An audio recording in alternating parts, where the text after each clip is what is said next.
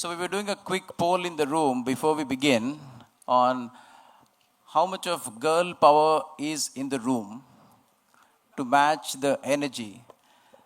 There's 9 girls in this room powering the stage behind the stage. So let's begin with a big round of applause for the girl power in the room. And the topic is pretty impactful and interesting. Breaking barriers, building legacies. And since this is happening in Mumbai, एक शेर और शायरी तो बनता ही है to begin the thing. ये भी दरिया है इन्हें अपना हुनर मालूम है. ये भी दरिया है इन्हें अपना हुनर मालूम है. जिस तरफ भी चल पड़ेंगे रास्ता हो जाएगा. Welcome, Ameera and Swapnali. So we're going to unpack this in 4 stages, like a case study. When we talk about women in entrepreneurship and leadership, a lot of buzzwords are thrown around. Resilience, courage, authenticity. But the hidden dynamic is social conditioning, biases, identity that you have to establish. So I'll begin with unpacking this by something what I call great expectations. I think this is a generation where there is a ton of expectations for women in entrepreneurship and leadership. So I want you to pick up, Ameera, and talk about great expectations, the invisible battles and power dynamics, and how you see women in entrepreneurship in today, and how has it shaped over time. Thanks, Shailu, and hi everyone, good morning. I think, frankly, there have been very low expectations of women for many years. I think now we're beginning to see great expectations, hopefully all of you guys have for your daughters going forward. And wives maybe, but maybe the wives will have their own journeys. I think the real question is, how do you set somebody up for success, right? And I think some of the things we've been doing in the past as parents or as spouses may not necessarily be setting the woman up for success. So I can just tell you 3 things, my parents did that really helped me. Number 1 was nobody was making decisions for me when I was young. There was great independence in me making my own decisions. There wasn't my father telling me, I think you should do this. Some brother telling me, aise karo, vaise karo. Husband telling me, aise karo, vaise karo. Kabhi nahi, right? Independence to make your own decisions. Number 2, we protect our girls a lot. Don't go out after 9, it's not safe. No, go with the driver. आप अकेले कैसे जा सकते हो? आप watchman के साथ अकेले हो गए lift में. This craziness, right? Without risk, there is no entrepreneurship. If you don't teach your daughters how to take risk, they will be risk averse and they cannot be entrepreneurs. They cannot survive in this world being business people. So number 2, I think, is risk taking. And third comes from that is confidence. Confidence comes from where? It comes from the chance to learn, it comes from the chance to fall, it comes from the chance to experiment. When we don't give our girls that chance to do those things, they don't build the confidence, and they therefore can never do anything forward in their lives. So for me, these were the 3 very critical things that really help in building entrepreneurship, and therefore you can have great expectations from the next generation. Brilliant. Swapnali, all yours. Thank you. Good morning, everyone. So I think a great perspective from your end, Ameera, but I had a bit of a different experience. I think I come from a more traditional family, more conventional family, and although my parents brought me up as an equal, there's a kind of undercurrent that culturally women are brought up to, let the man take the lead, make the decisions. And there was a time when there was a project that I brought to the table, and I had to step back and let the male counterpart lead the project. Cut to part 2, I think, when I did OPM, one of the very senior resources there actually guided me to set the right precedent. And I think that's something that I've taken ahead with me. And the next time, which was about 7-8 years after that, when I brought a project to the table, I really had to stand up and to say that, no, but this is the project that I've got to the table, and I think I would like to take it forward. So I think here, I would like to mention that, for so many centuries, we've all been conditioned in a particular manner. I think if the men are conditioned to take care of the women, and women have always been the nurturing ones.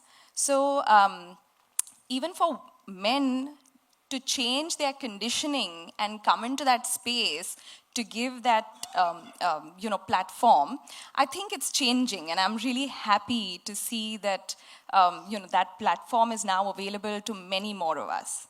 So that's that. Thank you. In OPM, one of the words that has come out as a lot of research on what is the one takeaway for women leaders who have taken OPM, and the room is full of OPMers, has been confidence, self-confidence. You use the word conditioning. I call it the gravity of the society, not letting them go to the orbit of their potential. So if you think about the role that you began, we'll move from great expectations to now identity. How did you establish your identity? How did you get the seat at the table? Did you have to make your own table? Was it an inheritance? What is a gift? Did it feel like it? And how did you transform that gift into something of your own? And the word conditioning is given a very fancy name, traditions. Right? That's much more fancier to say when we give this. So why don't you kick it off and say, did you inherit the seat or build your own table? Well, for me, I've been lucky enough to get the platform, both from my father as well as my husband. In fact, he's here in the audience today. He's come here to support me. And he's an OPMer, of course. So I've been lucky enough to have that seat. But I feel that constant performance that one needs to show really makes that having that seat worthwhile. So one has to constantly show that you're worth that seat. And I have, on every aspect, tried to make sure that I'm adding value. Having said that, I've also created my own space where I started my own venture a couple of years ago.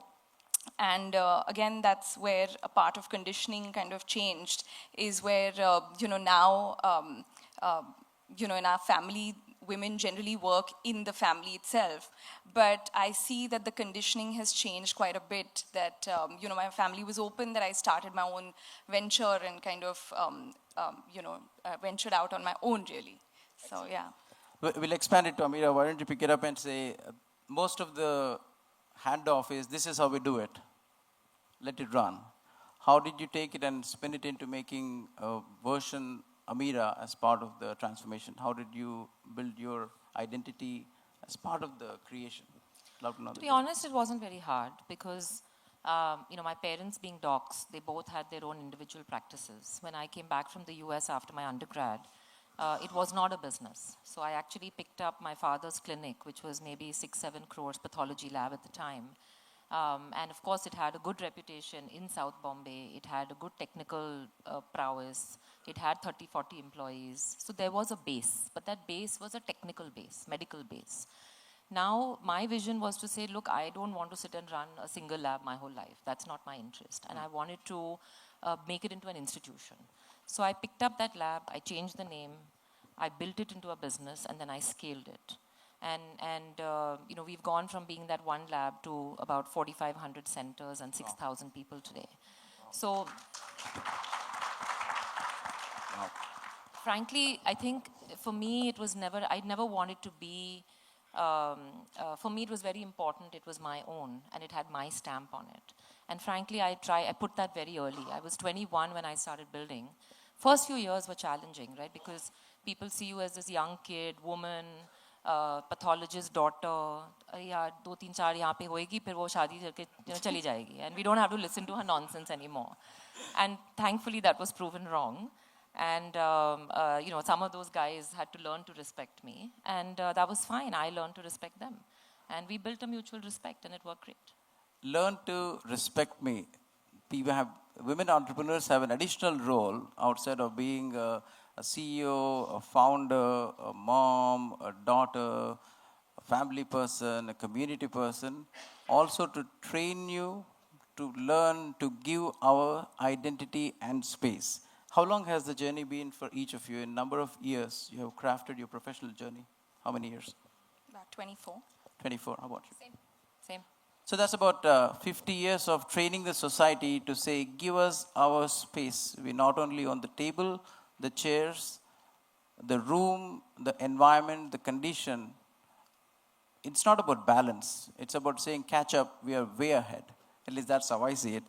In the 24 years of your journey, what was your identity realization moment of leadership? This is who I am. When did that occur? At what part of the journey? Again, to be honest, for me, it was very early because I was, building it from scratch, right? So it wasn't a moment later that I realized, oh, I am a leader. But to be fair, the first, I would say, till 2015, there was a little bit of an imposter syndrome. And the reason there was a little bit of an imposter syndrome is because whatever said and done, there was a base when I started of 6-7 crores of revenue in a lab. And I always felt like, could I do this on my own? Would I have been able to start from scratch? So there was an imposter syndrome, I would say, for the first 11 or odd years, 12, 14 years of working. And then there was a moment that happened, something specific that happened in 2015 that completely transformed that for me. In short, it was an incident where, I had a hostile investor in my business. And he had 36%, I had 36% on the board. And he was being very difficult. And I was like, I'm not going to live my life now with the hostile investor. And we also had Warburg Pincus Private Equity, which was a very good investor. And we worked very well with them. And finally, I came to a point and I said, look, I'm not going to deal with this nonsense anymore for the next 20 years of my life. So I got to stop this. So my first aspiration was to buy 2% more from Warburg, and I would have become 38, and this hostile investor was 36. That was my aspiration in life. And the company was valued at maybe 2,000 crores at the time. So for me to buy that 2% meant I had to take a 50, 60 crore kind of a debt, which, in my family, there was no concept of debt because we are doctors. So as doctors, you make 100 rupees, you save 80 and you spend 20. So there was no concept of taking debt. So first I was thinking, baapre, 50 crore debt kaise lungi main? What finally ended up happening is I took a 600 crore personal debt. I bought 27% of Warburg's stake from them. So I could become a 65% shareholder. And this hostile was a 35%, right? That move, and this was not a company debt, right? It was a personal debt, which meant I had pledged 100% of my shares, which meant I was all in. And after that, if something went wrong, this was going to be a bomb blast. And I was not only going to be on the road, but I was probably going to take my parents on the road as well. So that moment was the most critical moment in my life so far. Really? Because taking on that decision, taking the risk, coming through it, paying 100% of my debt with 20% interest to all my, the guys who lent me the money, which was KKR, led me to a space of zero imposter syndrome and 100% confidence. Brilliant. A wonderful story. And I think each of us in this room can identify that our identity forming moments are adversity moments. It's never the prosperity moment. It's always adversity and the decisions you make. What was yours? Yeah, that's so true, Shailu. In fact, a couple of times I've kind of felt that. To kind of share one or two examples, I would say I'd taken up a project which was not really going my way. And I had to really convince people to take it forward, pursue them. I didn't really have much of a buy-in probably from the team because we were trying to do something totally different. As Bharati Vidyapeeth, we're a medical college, we're a large education institution. We've always run our hospitals on our own. This is the first time we were trying to get a collaboration on board. And the team was not very used to working in a particular manner, which I had expected. So there was a lot of insecurity. There was a lot of, being seen as, not up to the mark. a lot of all that, but perseverance is something that really pays off. It took 4 long years to have the collaboration go through, but I think we did it, and we had a big bang kind of a launch of the hospital. So I think that was one of the moments. So yeah, that's it. Do we ink it somewhere and go back to it? Do you do that as a way saying when you feel another adversity is coming, or potentially do you go back to this moment in time that has logged in and go back to it as a reference? Because we're moving into a topic from establishing identity to influence as leaders, as entrepreneurs. We'll transition that into, बोलते हैं ना, अपनी वजूद बनाई जाती है लेकिन औकात दिखाई जाती है. So the influence that you have done, how you carry yourself as a family person, as a community person, as an entrepreneur, how do you see influence as a woman entrepreneur, knowing that in this very room there's probably a lot of OPMers whose daughters are aspiring entrepreneurs, as leaders, as people that would listen to this and say, yes, maybe Banani, I want to be like Ameera, I want to be like Swapnali. So what's your framework on how do you establish your influence and handle the power dynamics in the society? Who'd want to go? Look, I mean, I think there's no shortcut in life. There is only one way. And with that way is through fear. Right? There is only one way for everything in life. That exactly what we are scared of, we have to confront and we have to do. I'll give you an interesting anecdote. My husband, who's by the way also an OPMer, and we met in OPM, and we dated and then got married. And so as somebody was saying, hamari double wasuli ho gayi. So, he one day suddenly in 2012 woke up, and we had just finished OPM together. And he woke up and said, I'm going to go climb Mount Everest. So I said, you mean EBC, Everest Base Camp? He says, no, I mean the summit. I said, really? He said, yeah. I said, okay. And he's like, what do you think about it? I was like, dude, if you really want to, who am I to stop your dreams, right? Go for it. And I said, I want to understand a little bit more all of that. So he went 6 months later. And before that 6 months, we were in Venice, and we were in that Duomo. And we were just, not in Milan, in the Duomo, and we were just walking up the stairs, and they were quite high. And we were coming down, and I was skipping down the stairs, and I see this guy, his name is Hemant, holding the banister of the stairs and coming down very slowly. I said, what happened to you? He's saying, I didn't tell you, but I'm scared of heights.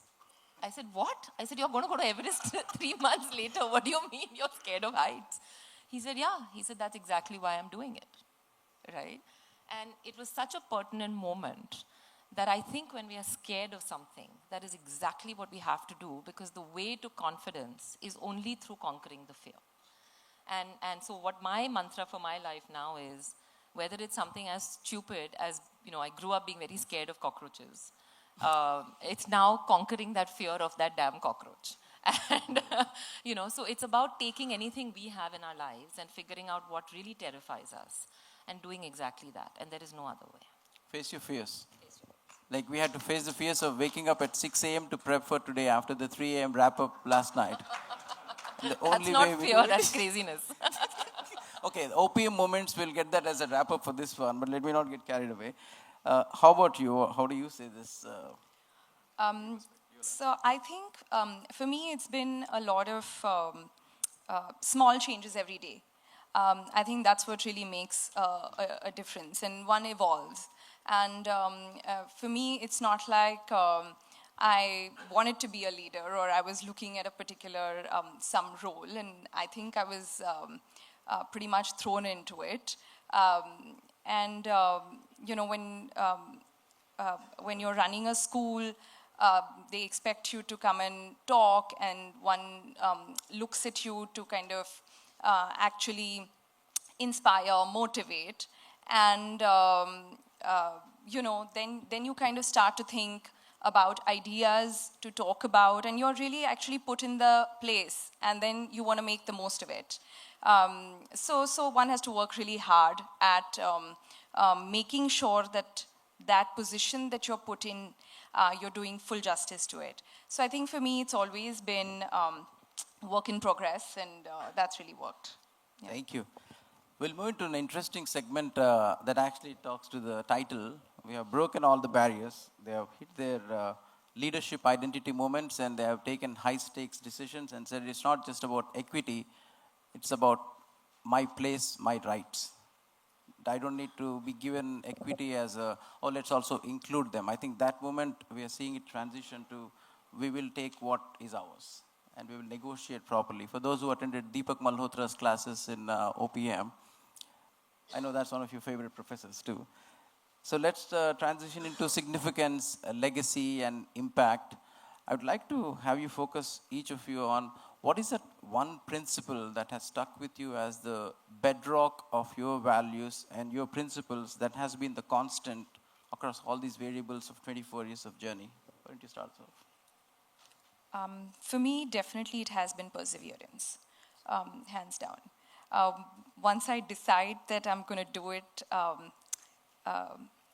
like you said, we're in Bombay, so Bollywood dialogue भी बनता है. एक बारी मैंने decide कर लिया तो फिर मैं खुद की भी नहीं सुनती हूँ. So,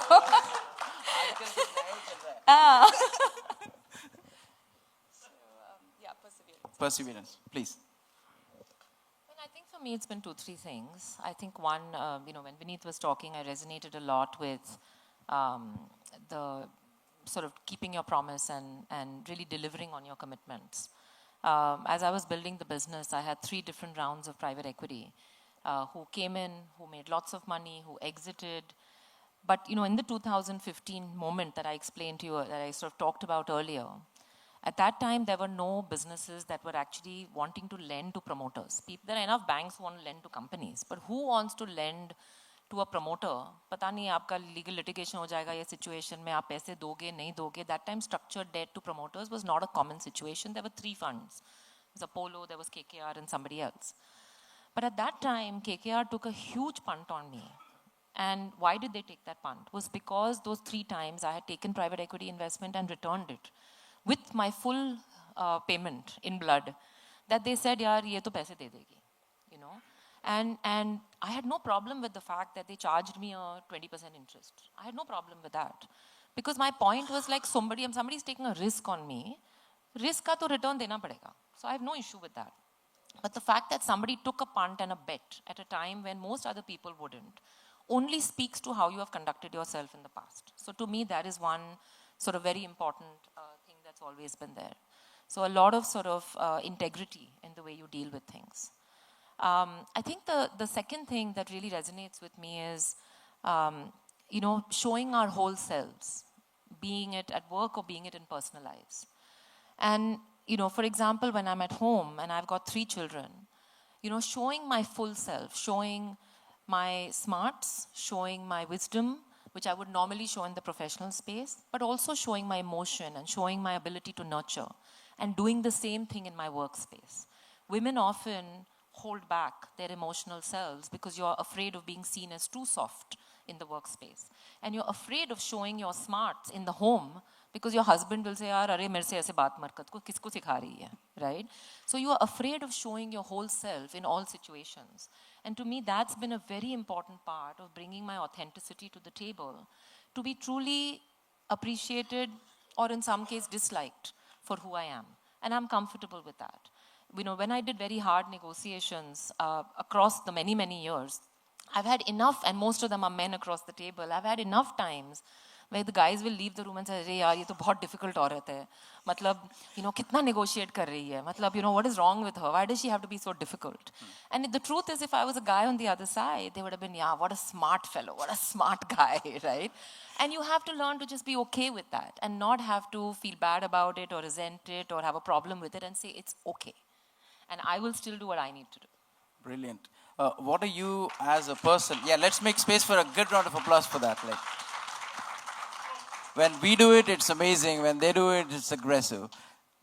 As a person, what are you most proud of that the family says, that's Swapnali, and it also aligns with you saying, yes, that also I'm very proud of. What's one of the things that you're very proud of as a person? It's like this cold calling when we prepared them with no information at all. Actually, let's switch this. Is the husband in the room? Is he in the room? He is. Can you please stand up and actually help us with this?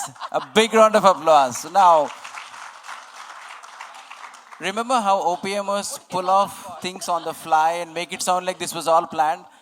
So let's switch it to you. We'll get you the mic in a second. What is he most proud of about you? That's a cold call.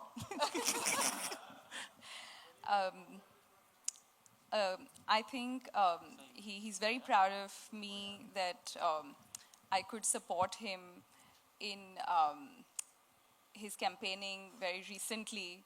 I don't think he saw it coming. I don't think I saw it coming. I think I surprised myself quite a bit. So I think, yeah, that part.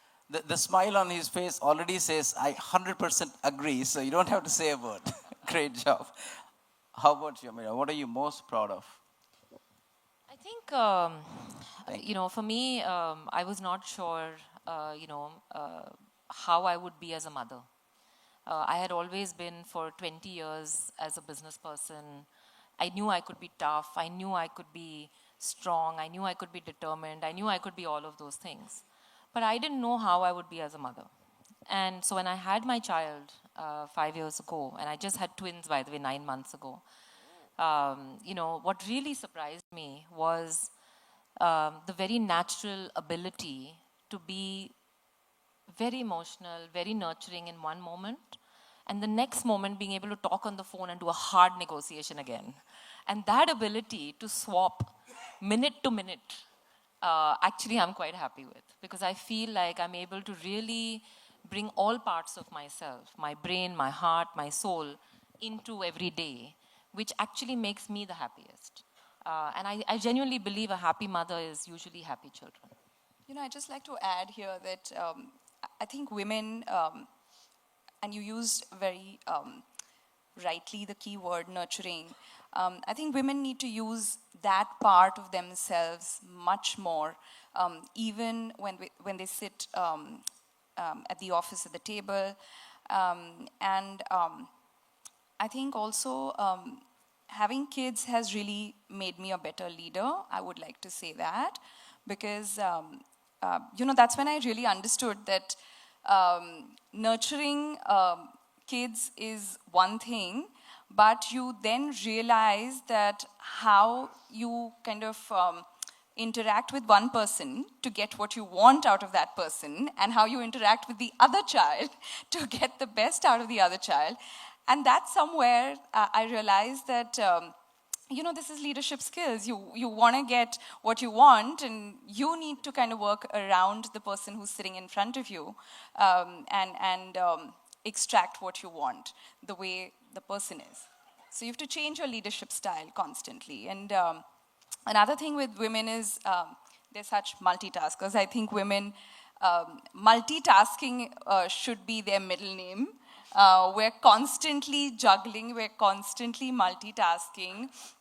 A call on one side, organizing food on the other side, plus negotiating meetings, plus, they're just constantly like a circus going on. And I think women can handle it really, really well. I think that's a strength that, not too many men have. That's a strength that women have, and I want to kind of put that out there. Yeah. No, brilliant. Because I think for men to find their self-security is to make the space, including the planning that we did. I knew that we need to make sure. I was just talking about what percentage of voice has to be that is my voice. It has to be Ameera and Swapnali's stage and voice, which was a deliberate attempt for us to be self-secure enough as men in this room to make room for the Saraswati, Lakshmi and Durga in one. We need to be self-secure. They already are self-secure. We just have to be. The self-security is not a women issue, it's a men issue. We just need to step back a little and make room for it. As a husband myself and an OPMer, and I'll wrap with this as a personal story because this kind of comes together. Sirisha and I are co-founders, we built companies, and we also cook at the same time, as in, we can begin a dish, we can get into a meeting, it's a Series B investment discussion about examity. I can continue the cooking while she gets back into the meeting and says, yeah, that won't work, by the way, that office is still there, and she can go back. And that, I think, dynamic of what we need to behave our next generation children will observe those dynamics and say both are self-secure to make room. I always kid and tell that Sirisha, my wife, and I, NASA is our favorite place. They say, NASA? It's not some Paris. And I said, yeah, we need our space because we're self-secure. But thank you. Before we hand it off for any questions, I would warmly, on behalf of entire OPM room, thank you for being here and sharing your insights. It's been brilliant.